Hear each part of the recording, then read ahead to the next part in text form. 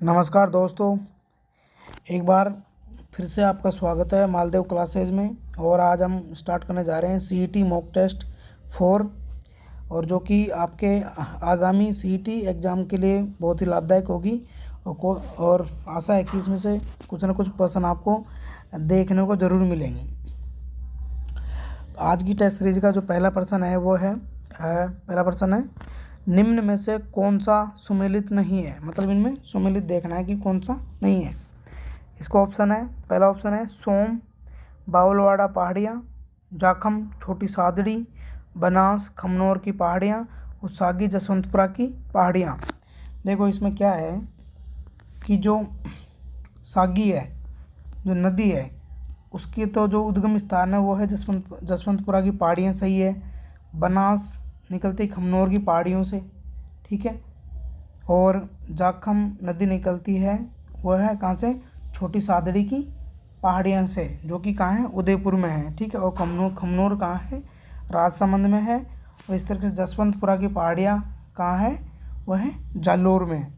अब जो सोम नदी है वो बावलवाड़ा की पहाड़ियाँ नहीं है, वहाँ पर बावलवाड़ा के जंगल है, वहाँ पर बीछा मेड़ा की पहाड़ियाँ वहाँ से निकलती है। इसलिए इसका जो आंसर सही है वो है ऑप्शन ए। अगला प्रश्न है क्वेश्चन नंबर 2, विश्व आदिवासी दिवस कब मनाया जाता है। ऑप्शन है 9 अगस्त, 10 अगस्त, 7 अगस्त और 8 अगस्त। इसके जो आंसर है वो है, इसका जो आंसर है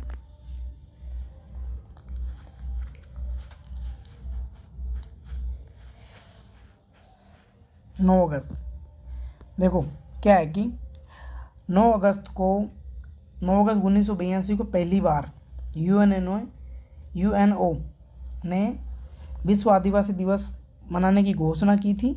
और जो अभी जो 2022 में जो विश्व आदिवासी दिवस मनाया गया है उसकी थीम है पारंपरिक ज्ञान के संरक्षण और प्रसारण में स्वदेशी महिलाओं की भूमिका, ये इसकी थीम है। अगला प्रश्न है, राजस्थान में भीलों द्वारा पहाड़ी क्षेत्रों में की जाने वाली कृषि क्या कहलाती है।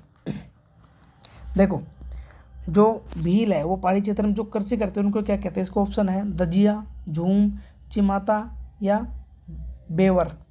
जो इसका जो आंसर है वो है क्या है, चिमाता। ऑप्शन सी इसका आंसर है। अब देखो एक चीज़ समझो, क्या है कि जो झूम या इसको वालर कृषि कहते हैं, जो कि भीलों द्वारा की जाती है। कहने का मतलब है कि जंगल वगैरह की वहाँ पर सफाई की जाती है और उसको कृषि उपयोगी जगह बनाकर वहाँ पर खेती की जाती है। तो इसमें जो यदि ये खेती जो झूम या वालर जो कृषि है, वालरा जो कृषि है, यदि मैदानी क्षेत्रों में की जाए तो उसको कहते हैं दजिया, और यदि पहाड़ी क्षेत्रों में की जाए तो उसको कहते हैं चिमाता। अब इसको याद कैसे रखें, देखो दो ही चीज़ है इसमें अपने पास, दजिया और चिमाता। अब चिमाता में एक वर्ड आ रहा है माता। अब माता के मंदिर अपन ज़्यादातर कहाँ देखते हैं, पहाड़ों के ऊपर होते हैं। तो ऐसे अपन इसको कनेक्ट कर सकते हैं कि पहाड़ी क्षेत्रों में जो कृषि की जाती है, जो वालरा या झूमिंग कृषि की जाती है, उसे कहते हैं अपन चिमाता कहते हैं।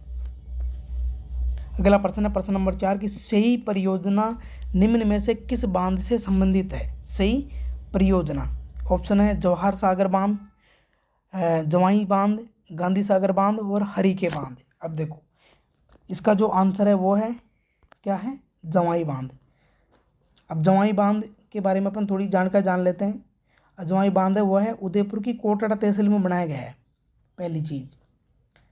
दूसरी चीज़ है कि जवाई बांध है वो जो पाली और जो जोधपुर है उनको ये सिंचाई की सुविधा उपलब्ध कराता है। कहने का मतलब ये कि दोनों के लिए मुख्य जल स्रोत है। और जवाई बांध को कहते हैं मारवाड़ का अमृत सरोवर कहते हैं। अगला प्रश्न है, ये भी सुमेलित करने वाला प्रश्न है। ये है कि ये पूछ रहा है कि चंबल परियोजना में राजस्थान और मध्य प्रदेश, माहिबजा सागर परियोजना राजस्थान और गुजरात, इंदिरा गांधी नहर परियोजना राजस्थान और उत्तर प्रदेश, भाखरनागल परियोजना राजस्थान, पंजाब और हरियाणा। इसका जो आंसर है वो सुमेलित नहीं है, वो है सी इंदिरा गांधी नहर परियोजना। देखो इंदिरा गांधी नहर परियोजना केवल राजस्थान के लिए ही है, ठीक है। अब अपन पहले ऑप्शन की बात कर लेते हैं। इसमें जो चंबल परियोजना है, देखो वो है राजस्थान और मध्य प्रदेश दोनों की संयुक्त परियोजना है। इसमें राजस्थान और मध्य प्रदेश दोनों का कितना भाग है, 50-50 भाग है, 50% 50% भाग है। इस तरीके से जो माही बजाज सागर परियोजना है वो राजस्थान और गुजरात की है। इसमें राजस्थान का भाग 45% है, गुजरात का 55% है। ठीक है, इस तरीके से अपने बाखड़ नागल परियोजना है, उसमें जो किन किन राज्यों की संयुक्त परियोजना वो है राजस्थान, पंजाब और हरियाणा। और जो भाखड़ा नागल बांध है उसमें राजस्थान का जो भाग है 15.22% है, और ये प्रश्न कई बार पूछा गया है।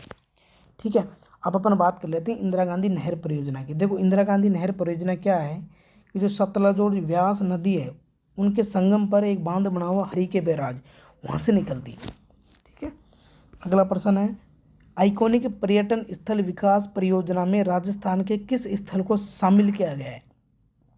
ऑप्शन है रणथंभौर का किला, रणकपुर के जैन मंदिर, आमेर का किला या पुष्कर। इसका जो आंसर है वो है आमेर का किला। आमेर का किला कहाँ है? जयपुर में। अगला प्रश्न है राजपुताना म्यूजियम अजमेर की स्थापना कब की गई? ऑप्शन है इसके 1905, 1906, 1907 या 1908। इसका जो आंसर है वो है 1908 ईस्वी, 1908 है इसका। ठीक है, अगला प्रश्न है पैलेस ऑन व्हील्स ट्रेन किस जगह नहीं जाती है? अब देखो, पैलेस ऑन व्हील्स क्या है, ये एक शाही ट्रेन है, राजा रजवाड़ाओं की तर्ज पर इसको बनाई गई है। और ये बहुत ही शाही ट्रेन है, ये काफ़ी वैसे कॉस्टली है, और ये अपने मुख्य पर्यटन स्थलों की सैर करवाती है। और इसका जो देखो स्टार्टिंग अपन देख लेते हैं एक बार, इससे पहले इसका आंसर देख लेते क्या है। इसका जो आंसर है वो कहाँ नहीं जाती, वो धौलपुर नहीं जाती है। ठीक है, अब अपन चेक करते हैं कि कहाँ से स्टार्ट होती है, कहाँ तक जाती है। देखो, जो अपनी शाही ट्रेन है वो स्टार्ट होती है अपने जयपुर से जाती है रणथंभौर के बाद में जाती है बूंदी से जाती है चित्तौड़गढ़ के बाद में जाती है उदयपुर, और फिर वापस आ जाती है जयपुर। इस तरीके से ये, अब इसके बीच में कौन सा नहीं है, धौलपुर नहीं आया। ये तीनों जगह अपने पास आ चुकी है, कहने का मतलब धौलपुर नहीं जाती। अगला प्रश्न, नवल संप्रदाय की प्रमुख पीठ कहाँ है? ऑप्शन है शाहपुरा, जोधपुर, रैण और साबला। इसका जो आंसर है वो है जोधपुर। अब देखो, नवल संप्रदाय के जो संस्थापक थे वो थे नवलदास जी, और नवलदास जी का जन्म हुआ था, कहाँ हुआ था? नागौर में हुआ था। इनके वहाँ पर एक गांव है हस्सोलाव, वो उस गांव में जन्म हुआ था नवलदास जी का। उनके नाम पर ही संप्रदाय का नाम पड़ा था नवल संप्रदाय। अगला प्रश्न है प्रश्न नंबर 10, ये भी सम्मिलित वाला, इसमें चेक करना है कि कौन सा असंगत है, कहने मतलब जो नहीं मिला हुआ है, सही से सम्मिलित नहीं है। ऑप्शन है अलखिया संप्रदाय बिलाड़ा जोधपुर, निरंजनी संप्रदाय गाडा गांव डीडवाना, लालदासी संप्रदाय नंगला जहाज भरतपुर, और डी ऑप्शन है गुद्दड़ संप्रदाय दांतड़ा भीलवाड़ा।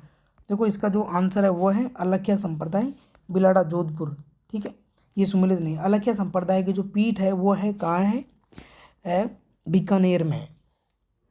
ठीक है, अभी बात करते हैं निरंजनी संप्रदाय। इसकी जो प्रमुख पीठ है वो है गाडा गांव डीडवाना। अब जो यहाँ पर जो निरंजनी संप्रदाय है, ठीक है, वो एक संत हुआ करते थे निरंजन दास जी, इन्हीं के नाम पर इनका इस संप्रदाय का नाम पड़ा था। अब फिर है अपना लालदासी संप्रदाय। इसकी जो प्रमुख पीठ है नंगला जहाज भरतपुर में है। लालदासी संप्रदाय में इनके जो संत थे, मुख्य संत थे, वो थे लालदास जी, कहने मतलब इनके संस्थापक थे। उनका जो जन्म हुआ था वो हुआ था धोनी दूब अलवर में हुआ था, और ये मेवात के ही एक मुख्य संत हुआ करते थे। ठीक है, उसके बाद में है गुद्दड़ संप्रदाय। इनकी जो प्रमुख पीठ है वो है दांतड़ा भीलवाड़ा में। अब इसका नाम गुद्दड़ क्यों पड़ा? जो इसके मुख्य जो प्रवर्तक संत थे वो थे संत दास जी। अब संत दास जी क्या थे, पहले गुदड़ी से बने हुए वस्त्र पहनते थे। गुदड़ी क्या एक मोटा वस्त्र होता है, इसलिए इसका नाम पड़ा था गुद्दड़ संप्रदाय। अभी जो बचा है अपने पास अलखिया संप्रदाय। इसकी जो मुख्य पीठ है वो कहाँ है? बीकानेर में। और जो अलखिया संप्रदाय है इसके जो संत थे, जो मतलब कहने मतलब जिन्होंने इनकी स्थापना की थी वो थे लालगिरी। अब लालगिरी की जो समाधि है वो है अपने जयपुर में है, और इनका जो मुख्य ग्रंथ है अलखिया संप्रदाय का वो है अलख स्तुति प्रकाश है। इतनी अपने को जानकारी मिनिमम होनी चाहिए इसके बारे में। अगला प्रश्न है माही सुगंधा किस फसल की किस्म है? ऑप्शन है गेहूँ, मक्का, चावल या कपास। अब देखो दो किस्में पढ़ते हैं, एक माही सुगंधा और एक माही कंचन।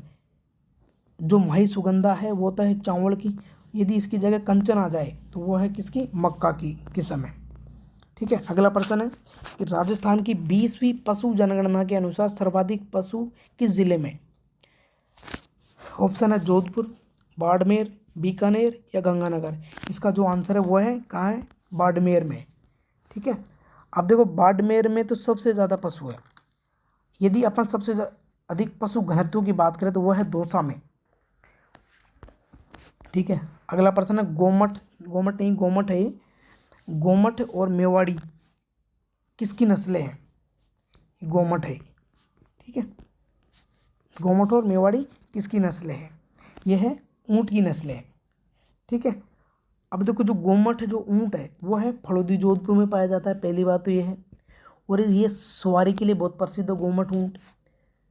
और दूसरा है मेवाड़ी, मेवाड़ी है दुग्ध क्षमता के लिए प्रसिद्ध है, मतलब ये ज़्यादा दूध देते हैं। अगला प्रश्न है रानीखेत रोग किससे संबंधित है। अब आपको पता है तो सबसे सीधा प्रश्न है, यह है मुर्गियों का। किसका है, मुर्गियों का रोग है।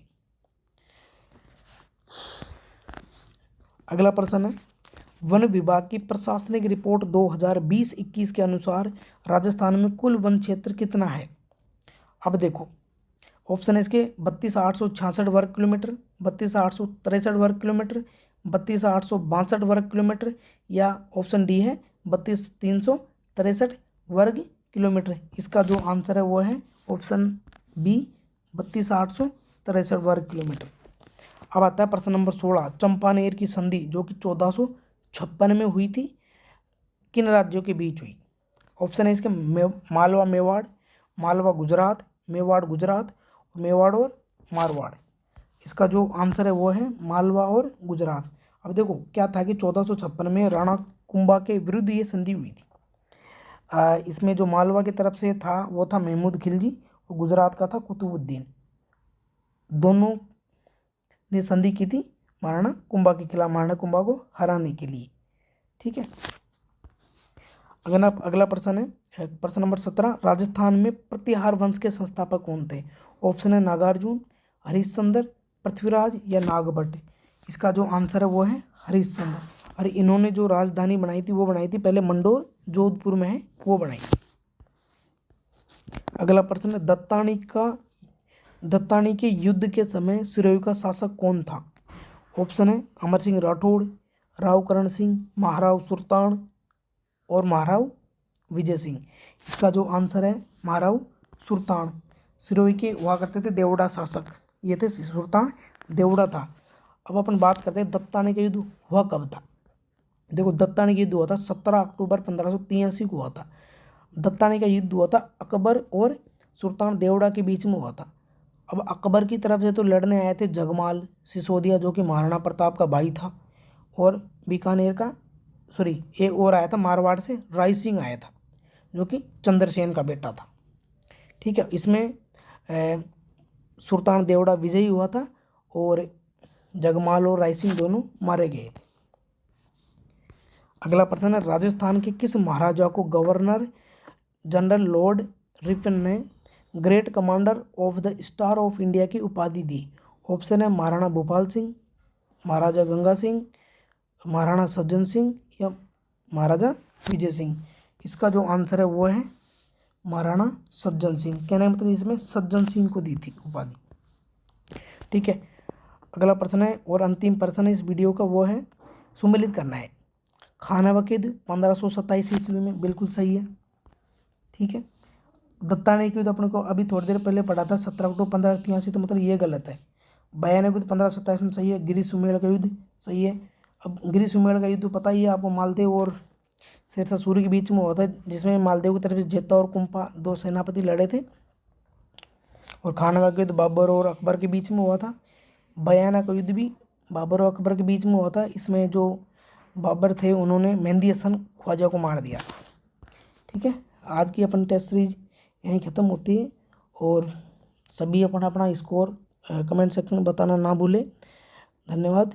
और चैनल को लाइक करें, शेयर करें, सब्सक्राइब करें और अपने दोस्तों के साथ में इसको शेयर करें ताकि ज़्यादा से ज़्यादा लोगों को फ़ायदा मिल सके।